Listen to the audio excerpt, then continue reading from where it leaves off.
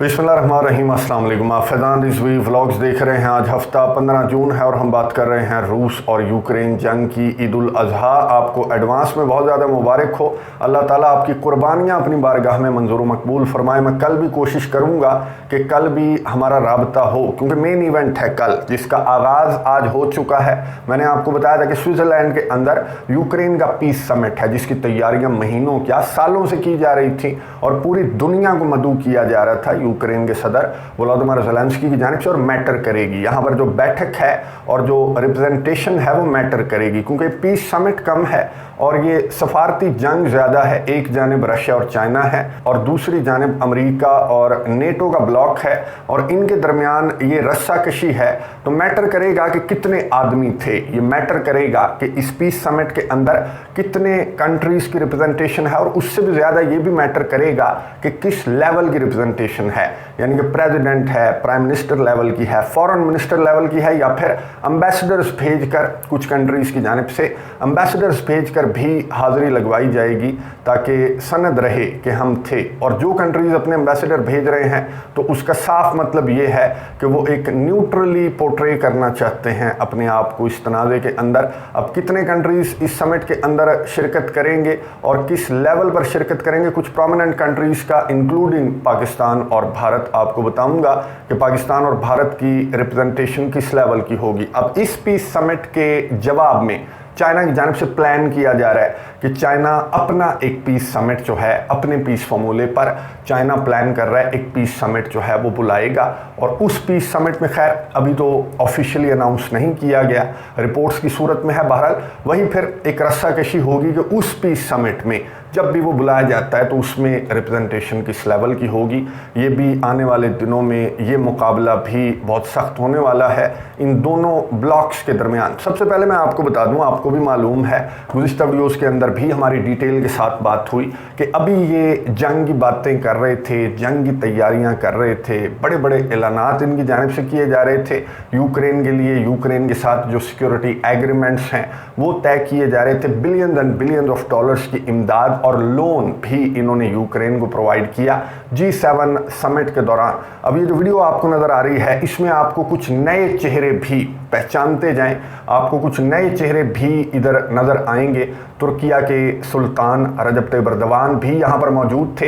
वैसे तो अपनी कंट्री के अंदर खड़े होकर किस तरह की बात करते हैं वेस्ट को लेकर, और वेस्ट की जो फ़लस्तीन पॉलिसी है उसको लेकर रजब तैयब एर्दोगान बहुत ज़्यादा खिलाफ हैं। लेकिन यहाँ बैठकर कहे भी लगाए और गप्पें भी मारी। अमेरिका के सदर जो बाइडन हो या फिर ऋषि सुनाक हो, फ्रांस के सदर इमैनुअल मैक्रोन हो, आपको मालूम है कि कौन से कंट्रीज़ हैं। ये वही कंट्रीज़ हैं जो इसराइल का दायां बाजू बने हुए हैं, और इसराइल को सफारती मैदान में भी और मैदान जंग के अंदर भी ये कंट्री सपोर्ट कर रहे हैं। ना सिर्फ तुर्किया बल्कि UAE भी यहाँ पर मौजूद है, और जो किंग हैं अब्दुल्ला II, जो जॉर्डन के किंग हैं, वो भी यहाँ पर मौजूद थे। नरेंद्र मोदी भी यहाँ पर मौजूद थे, और भी काफ़ी चेहरे आपको प्रोमिनेंट ब्राज़ील के जो लूला डी सिल्वा हैं वो भी यहाँ पर मौजूद थे। और यहाँ पर बहुत सारी जो साइडलाइन मुलाकातें हैं वो भी हुई हैं, और एक इजलास भी इनके दरमियान, जो कंट्रीज़ यहाँ पर मौजूद थे इनके दरमियान इजलास भी हुआ है। अब क्या ये जो चेहरे यहाँ पर आपको नज़र आ रहे हैं, क्या ये चेहरे वहाँ पर भी हमें नज़र आएंगे स्विट्ज़रलैंड के अंदर जो पीस समिट है यूक्रेन के पीस फार्मूले के ऊपर? पहले मैं आपको यूक्रेन का पीस फार्मूला जल्दी से बता दूं।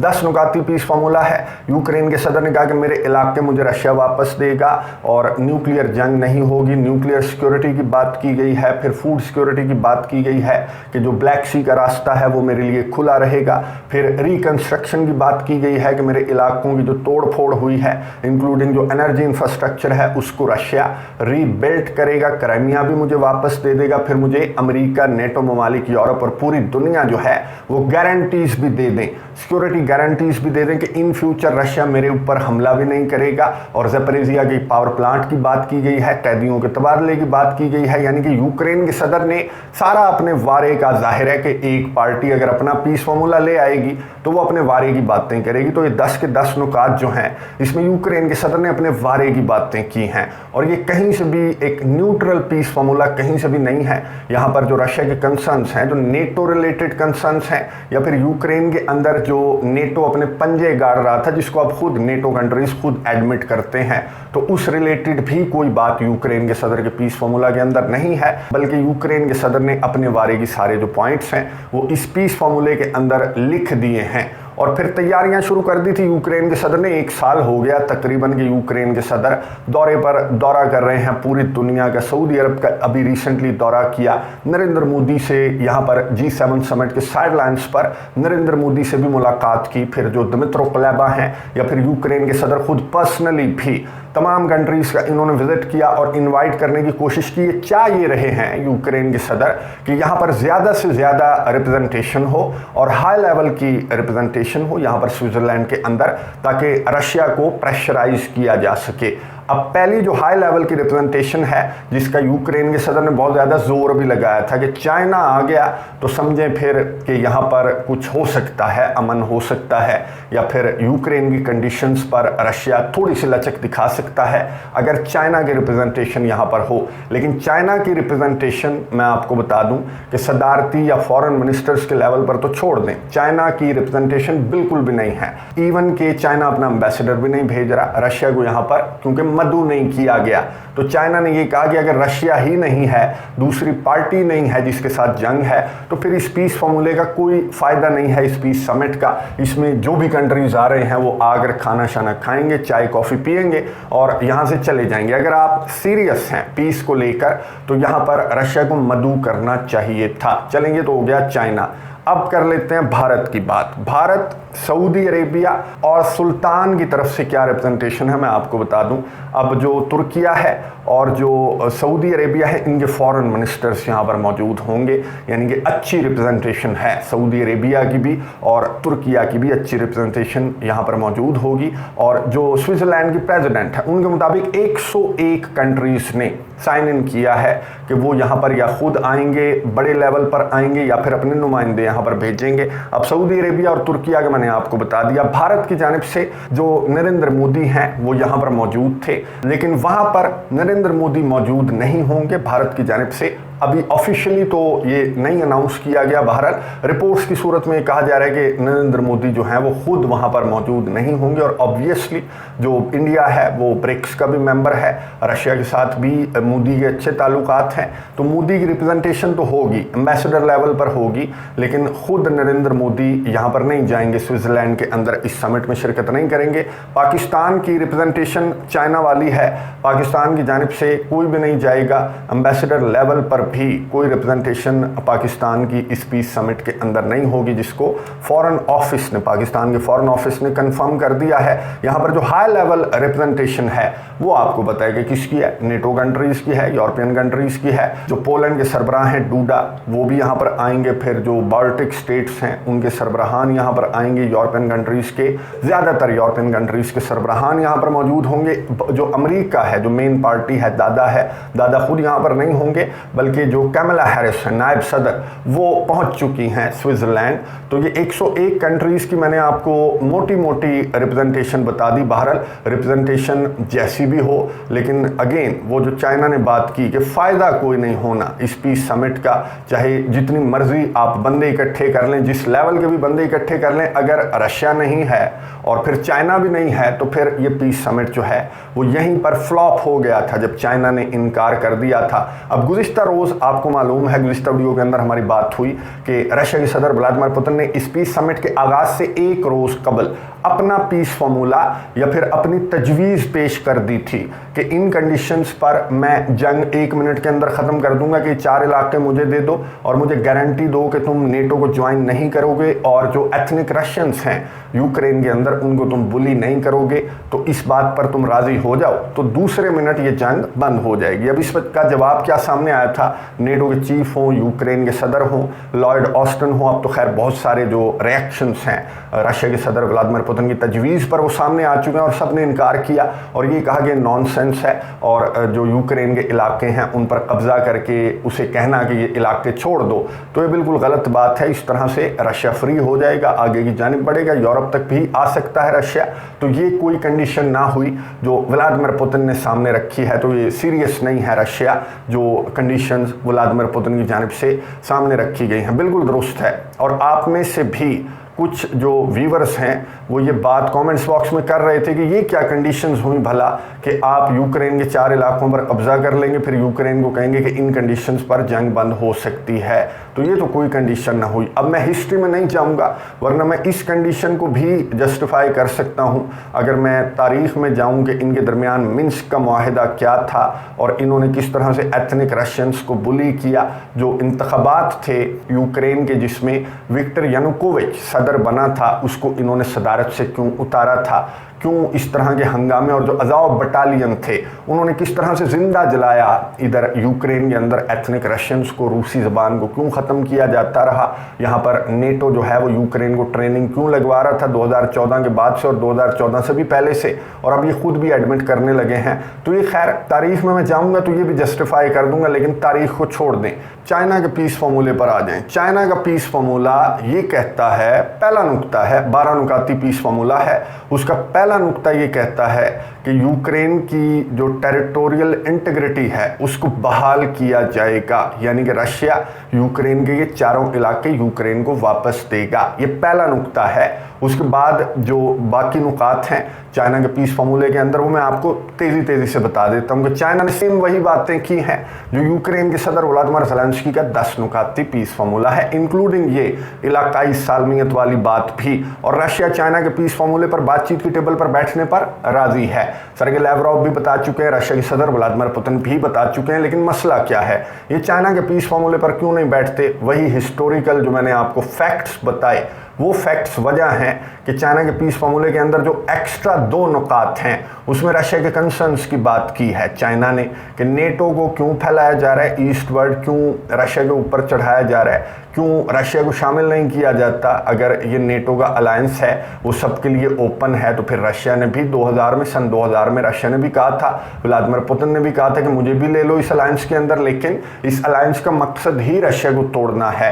तो ये जो नेटो रिलेटेड कंसर्न्स हैं वो भी चाइना के पीस फार्मूले का हिस्सा हैं। और चाइना के पीस फार्मूले के अंदर ये जो अलायंसेस बनाए जाते हैं अमेरिका की जानिब से, यहाँ पर नेटो है, फिर यूरोपियन यूनियन है, फिर नेटो प्लस का एक अलायंस बनाने के चक्कर में है अमेरिका, यहाँ पर इंडो पैसिफिक के अंदर। तो इससे जो चाइना का पीस फार्मूला है उसने इन मैटर्स पर भी रोशनी डाली है कि ये चीज़ें जो हैं ये मजाक भी ख़त्म होना चाहिए, क्योंकि ये जो ग्रुप खेल रहा है अमेरिका तो पूरे दुनिया का अमन ख़राब कर रहा है और पूरी दुनिया को तबाही की जानिब ले जाएगा। अब चाइना अपने पीस फार्मूले पर अपना एक पीस समिट प्लान कर रहा है। ये यूक्रेन का पीस समिट तो खैर ये 2 रोज़ा पीस समिट है, इसमें से कुछ नहीं निकलना। अब चाइना का पीस समिट कब होगा, बहरहाल अभी तो प्लानिंग की जा रही है, इन फ्यूचर चाइना की जानिब से ऑफिशियली अनाउंस भी कर दिया जाएगा। तो सवाल किया गया यूक्रेन के सदर व्लादिमीर ज़ेलेंस्की और अमेरिका के सदर जो बाइडेन जब ज्वाइंट प्रेस कॉन्फ्रेंस कर रहे थे तो यूक्रेन के सदर से सवाल किया गया कि आपका पीस समिट तो होगा स्टार्ट कल, अब चाइना भी प्लान कर रहा है अपने पीस समिट का, तो आप क्या कहेंगे? तो यूक्रेन के सदर व्लादिमीर ज़ेलेंस्की ने क्या बात की और अमेरिका के सदर जो बाइडेन ने यूक्रेन के सदर को क्या लुकमा दिया, या फिर चाइना के खिलाफ अमेरिका के सदर जो बाइडेन ने क्या बात की, ये सुनिए उसके बाद बात करते हैं। And my second question is to President Zelensky. It will be in Ukraine. And recently, you have made a couple of sharp statements regarding China, and there are rumors in press regarding the possible supplies of Russia's weapons to China. Apart from that, China is actively promoting its own peace plan among certain countries. What are the motives of Beijing now, and would it be possible to change the vision of China regarding our war, and which role the US can play in this? And the final question is China a partner of Russia in these crimes that it commits? Your trip was long.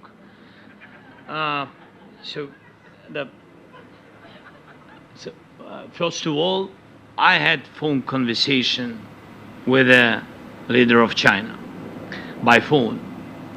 He said that he will not sell any weapon to Russia. That is the first. We'll see with you. We'll see. But he said to me, if he is a respectable person, he will not, because he gave me the word. The second, you know very good with details our peace formula is very open for everybody, basing on charter, yes, UN, and you know that it bases on next principles: territorial integrity, sovereignty, nuclear security, food security. If China has alternative view on it, it can prepare alternative peace formula. If we share common views on it, like with globally with all the world, I think so. So if they share the same way to peace, we will find dialogue. By the way, China is not supplying weapons, but the ability to produce those weapons and the technology available to do it. So it is, in fact, helping Russia. गुफ्तगू आपने सुनी Ukraine के सदर Volodymyr Zelensky की, जिन्होंने जो असलहा China provide कर रहा है इन कंट्रीज़ के मुताबिक, उसके हवाले से बात करते हुए कहा कि मुझे चाइना के सदर शी ने खुद यकीन दहानी करवाई है कि चाइना रशिया को असलहा प्रोवाइड नहीं कर रहा। जहाँ तक ताल्लुक़ है पीस समिट का या फिर पीस फार्मूले का, तो फिर जो कंडीशंस मेरी हैं मेरे पीस फार्मूले के अंदर, अगर उन कंडीशंस पर चाइना ये जंग बंद करवा सकता है तो मोस्ट वेलकम, चाइना जंग बंद करवा दे। तो ये बात यूक्रेन के सदर वोलोदिमीर ज़ेलेंस्की ने की कि मुझे पीस चाहिए, मुझे अमन चाहिए, मुझे मेरे इलाके चाहिए, मुझे मेरे कैदी चाहिए, मुझे मेरे बच्चे चाहिए जो रशिया ने किडनैप कर रखे हैं। तो चाहे वो चाइना कर दे नेक नियति के साथ, तो मुझे इससे कोई प्रॉब्लम नहीं है। अब अभी बात ख़त्म की थी यूक्रेन के सदर ने, तो आपने सुना होगा कि अमेरिका के सदर जो बाइडन ने कहा कि असलहा तो नहीं दे रहा लेकिन कंपोनेंट्स ज़रूर दे रहा है चाइना। तो कंपोनेंट्स देना या फिर ये पुर्जे, ये आलात देना जिससे असलहा बनाया जा सकता है, या फिर जो असलहा बनाने में मैटर करते हैं जो आलात, तो वो देना भी असलहा देने के ही इक्वल है। यानी कि अमेरिका के सदर जो बाइडन की बात से आपने ये तो अंदाज़ा लगा लिया होगा कि इसके होते हुए चाइना का जो पीस समिट है उसमें ये गंद डालने की कोशिश करेगा। यानी कि जो भी इसके इत्तेहादी हैं, जो पिट्ठू हैं, जो गुलाम कंट्रीज़ हैं, इंक्लूडिंग यूरोपियन कंट्रीज़ और OIC के अंदर भी बहुत सारे कंट्रीज़ हैं, तो उनको अमेरिका ज़ोर लगाएगा कि अगर इस पीस समिट को कामयाब नहीं होने दिया चाइना ने, कोई अपना नुमाइंदा नहीं भेजा, तो उस पीस समिट को जाहिर है कि अमेरिका किस तरह से कामयाब होने दे सकता है। तो अल्टीमेटली ये जो पीस समिट्स हैं ये तो नाकाम ही होंगे और फैसला मैदान जंग के अंदर ही होगा, जिसकी तैयारियां भी भरपूर हैं रशिया की साइड से भी और यूक्रेन की साइड से भी। जो नेटो ममालिक हैं उन्होंने यूक्रेन को भी भरपूर तैयारियां करवा दी हैं। यहाँ पर मैं आपको बता दूं कि रशिया की जानिब से एक नई वार्निंग भी सामने आई है। रशिया ने ये कहा कि F-16 जो कि यूक्रेन को मिलने वाले हैं, तो ये जो भी बेस होगी, चाहे वो नेटो टेरिटरी के अंदर ही हो जहां से यूक्रेन के F-16 जहां पर मौजूद होंगे, तो वो भी रशिया के लिए एक लेजिटिमेट टारगेट होगी वो मिलिट्री बेस। इसका मतलब साफ है कि वो नेटो टेरिटरी है और आर्टिकल 5 का इतलाक जो है तब भी हो सकता है कि रशिया की जानिब से इस तरह का कोई हमला रिपोर्ट हुआ। यानी कि बड़ी जंग, तीसरी आलमी जंग जो है वो बहुत ज़्यादा करीब है। जिस तरह से रशिया के सदर व्लादिमीर पुतिन ने कहा कि हम पॉइंट ऑफ नो रिटर्न के बहुत ज़्यादा करीब हैं, इसलिए मैं आपको ये ऑफ़र मैं आपके सामने रख रहा हूँ। लेकिन मैंने आपको डिटेल बता दी कि कोई भी ऑफ़र और कोई भी पीस समिट मुझे तो कामयाब होता हुआ नज़र नहीं आ रहा। अगर आपको नज़र आ रहा है तो कॉमेंट्स बॉक्स में अपनी राय का इजहार ज़रूर कीजिएगा। अगली वीडियो तक के लिए इजाज़त दीजिए। अल्लाह हाफ़िज़।